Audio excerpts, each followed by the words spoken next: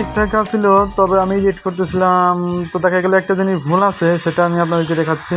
মূলত এটাই আমার আর্টের জায়গা, এখানে এই ছবিটা আর্ট করি। হ্যাঁ, আর এই যে মানে এই ছবিটা দেখাতে চলছি ভিডিও সহ আর কি লাগিয়ে দিলাম। এই দেখুন ভিডিও পিকচার, এটা কলমটা করি, কলম হ্যাঁ, রোলটা নিয়ে যা হোক। এই যে দেখেন তো, চিনতে পারেন কিনা, এই যে ভিডিওটা একটা জায়গায় ভুল আছে। এই যে মুখের জায়গা দেখেন, মুখটা কেমন দেখা যাইতেছে।